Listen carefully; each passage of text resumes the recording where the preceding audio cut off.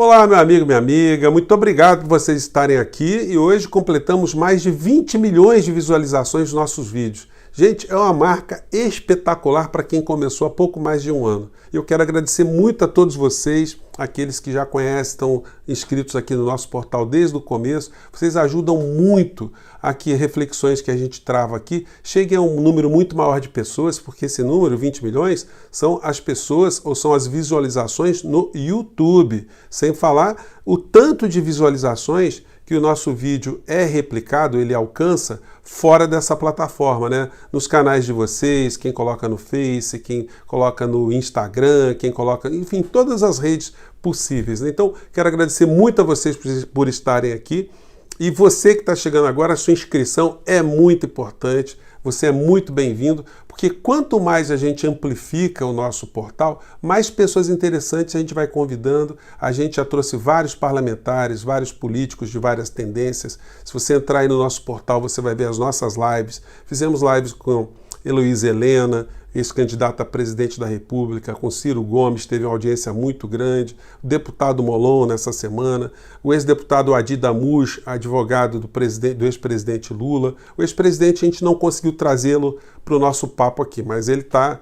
Eu tô insistindo aqui, uma hora a gente vai conseguir conversar. Então tem muitas personalidades do mundo político, mundo da economia, da intelectualidade que têm vindo para cá. Por conta disso, amanhã, às 2 horas da tarde, eu vou fazer um papo com Eduardo Moreira, que também é uma pessoa muito atuante no cotidiano, é uma pessoa que tem muitas coisas a contribuir ao debate político. Ele teve um papel muito importante na discussão sobre a reforma da Previdência, a questão da economia do nosso país. Então vamos falar da economia do Brasil, dos personagens, vamos falar de Guedes, falar do presidente da República, dos programas emergenciais, para onde estamos indo. Vamos falar de eleições nos Estados Unidos e para onde a Covid está nos levando aqui no nosso país também, o que será o pós-Covid. Então, todos vocês convidados para esse programa de mais de 20 milhões de visualizações, né? Vamos seguir em frente então, gente. Você que está chegando agora, você é bem-vindo também. Clique e sigamos em frente. Não podemos deixar de abordar as pautas do cotidiano, mas percebam que isso está sendo uma coisa meio complicada. Se você entra na internet, entra nos principais canais, você vai ter a impressão que as coisas estão meio repetitivas, que o assunto está meio sem sal. O que está acontecendo? É muito fácil explicar. O presidente da República calou a boca. Gente, como o nosso programa não é editado, de vez em quando tem uma falhinha, mas a gente segue em frente para não perder o raciocínio. Então ele calou a boca. E quando ele parou de se relacionar com as pessoas ali do cercadinho, ficava sempre aquele encontro bizarro, ele parou de produzir insanidades e maluquices. Quando ele parou de fazer isso, ele dá uma esvaziada na pauta das pessoas progressistas que estão na rede e até dos telejornais, dos meios de comunicação, que não tem o que reverberar no campo da insanidade.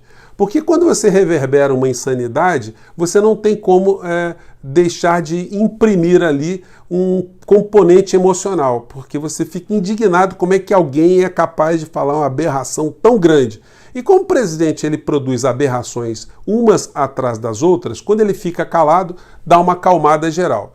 Isso, por outros aspectos, é muito interessante porque nos obriga também a entrarmos em pautas mais objetivas, a gente analisar mais a economia, o que está dizendo o ministro da Economia, o que ele está propondo, o que está acontecendo no plano de educação, para onde o Brasil está sendo levado nessa questão da Covid.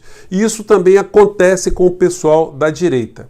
Eu que acompanho esse pessoal e estudo a forma como eles se comportam, eu estou analisando aqui o Terça Livre, né? E eles perderam, desde que o Bolsonaro parou de falar, né? Completamente o rumo, porque esse pessoal vive no mundo ectoplasmático, eles vivem com as teorias conspiratórias, com as teorias fantasmagóricas, e na medida que isso é esvaziado pelo próprio presidente da República, eles ficam sem tema também. Então eles ficam abordando pautas requentadas, pautas morais, a questão da menina lá, o drama da menina, mas eles não aprofundam essa temática, os aspectos ligados à fé, à religião, enfim, coisas que são difíceis de serem discutidas porque você está no campo do abstrato. E eles, quando são chamados para discutir a concretude, aí eles se atrapalham, porque eles não têm formação, eles não têm conteúdo, eles não entendem absolutamente nada do plano material. Eles só entendem do mundo fantasmagórico, das teorias conspiratórias, dos seres invisíveis, dos seres abissais. Então, de um certo modo, os debates na rede, eles ficaram muito diferentes do que estavam há algum tempo atrás. Mas a gente não vai deixar nenhum tema importante de lado. Aqui no Brasil estamos vivendo uma situação muito crônica, que a gente não vai deixar passar. Recebi muitos pedidos para comentar a greve nos Correios. Essa instituição é uma instituição fundamental na história dos países, na história da humanidade. A comunicação entre as pessoas nas sociedades é vital para o seu desenvolvimento. Portanto, uma instituição como os Correios do Brasil, elas são vitais para muitas coisas. E nesse período da Covid, ela está sendo uma instituição vital, porque ela está ajudando a mandar medicamentos, informações, itens que o cidadão não pode sair de casa para comprar, ele recebe em casa, pessoas idosas, mas essa instituição acaba sendo também muito atacada pela doença, porque esses profissionais estão em contato direto, estão circulando pelas ruas, então eles são afetados de uma maneira muito intensa. E o presidente dos Correios, o que faz no meio dessa guerra? Ele que é um general Floriano Peixoto. Mas é um general que veio para destruir a sua tropa, porque no meio desse combate, o que ele faz? O que a instituição sob o seu comando faz? Esvazia direitos sociais, direitos econômicos dessa classe, que já estava extremamente previsto e determinado num acordo coletivo que eles fizeram. Então a pessoa que está indo para a rua, está colocando a sua integridade física, a sua saúde em risco, está sendo assaltada pelo presidente do Correio. E aí a pergunta, né? O que esse indivíduo, o que esse general entende de Correio? Que tipo de papel é esse que ele está se prestando a desnacionalizar ou tentar entregar uma empresa nacional vital para os interesses econômicos? Paulo Guedes manda nessa figura. Os nossos generais, ou se é que a gente pode chamar de generais, que estão dentro desse governo, eles viraram simplesmente lacaios do ministro da Economia, que é o agente principal de todos os interesses transnacionais aqui dentro do nosso país. Gente, a pandemia ela está sendo ruim para todo mundo, menos para os setores que envolvem grandes somas de importâncias, grandes interesses transnacionais, grandes interesses econômicos. Por exemplo, os bancos não sofreram prejuízo no meio da pandemia. Os bancos vão sair com mais lucratividade, porque eles estão prendendo, eles estão conseguindo fisgar todo tipo de pessoa desesperada que está fazendo todo tipo de contrato, ou todo tipo de acordo, ou todo tipo de transação financeira para tentar salvar os seus negócios. Então a gente vai ter um cenário muito complicado pela frente. E o ministro da Economia, ele continua a fazer dos seus malabares. A gente vai vendo nos jornais aqui, né, que o Guedes está preocupado em vitaminar o Renda Brasil para atender 21 milhões de brasileiros. Mas ele vai conseguir isso? A gente vai conversar isso com o Eduardo Moreira amanhã também. Bom, ele não tem como conseguir matematicamente, exceto se ele pegar a classe média, pegar as pessoas mais pobres e redirecionar benefícios de alguns programas para que esse Renda Brasil seja vitaminado. Já que Paulo Guedes não quer e não vai tocar em dinheiro das pessoas que comandam a plutocracia do Brasil.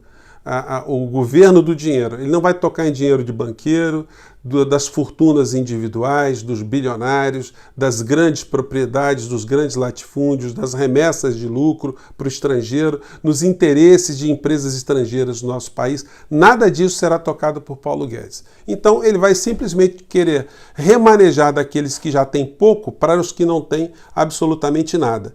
Isso vai dar fôlego eleitoral para o presidente da República mais à frente? Olha, se ele privilegiar uma parcela, mas ele esmagar um grande grupo que está no centro, a matemática também não vai fechar. Então, o que vai fazer esse governo para conseguir algum tipo de sustentação política, sustentação eleitoral e prejudicar tantas pessoas como está prejudicando desde sempre? Olha, gente, não é difícil a gente entender, não. Desde o governo Temer, quando o Temer assume, o que nós estamos tendo no Brasil é a continuidade de uma política que a gente poderia chamar de necropolítica, né? São pessoas morrendo, umas atrás das outras, aí veio a pandemia que piorou isso aí, mas tudo aquilo que estava sendo colocado como pauta no governo Temer, de fora para dentro, que são bandeiras do Fundo Monetário Internacional, são indicações do Fundo Monetário Internacional, tudo isso está tendo um segmento.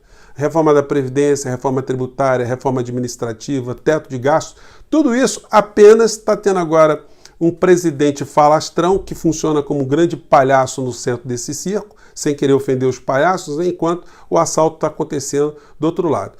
Então, nenhum interesse das grandes oligarquias ou da plutocracia vai ser tocado. Então a gente vai ter um cenário político à frente muito indefinido. E os meios de comunicação nesse aspecto, eles explicam o que está acontecendo com o povo brasileiro. Muita gente ficou chocada com a pesquisa da Datafolha, que deu uma aprovação do presidente da República. Sabe por que isso aconteceu?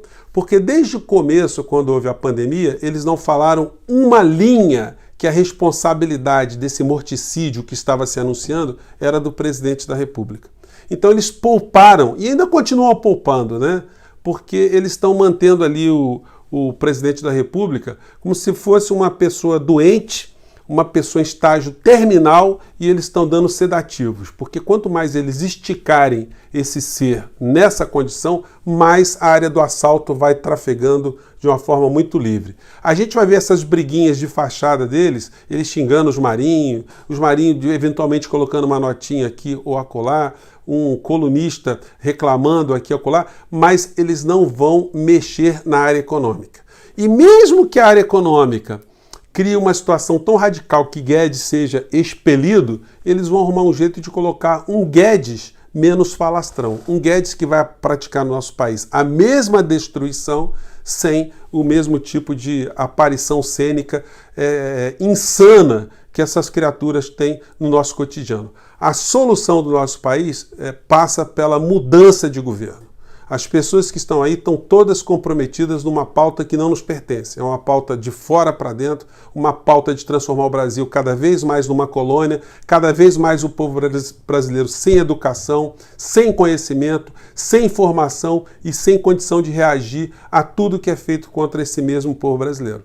Então é por isso que eu estou aqui, e é por isso que a gente faz cada vez mais os nossos programas, por isso que um ou outro às vezes não tem muita penetração, muita audiência, mas a gente está aqui para insistir, para cada vez mais confrontar com essa realidade insana que a gente tem todos os dias, e é muito legal ter vocês aqui nessa jornada. Fico muito feliz, vocês são grandes motivadores, grandes incentivadores desse tipo de papo que a gente leva aqui, né? Gente, eu fico por aqui mais uma vez, um grande abraço, sintam-se abraçados pelo José, tá bom? Um grande abraço mesmo e até amanhã. Tchau!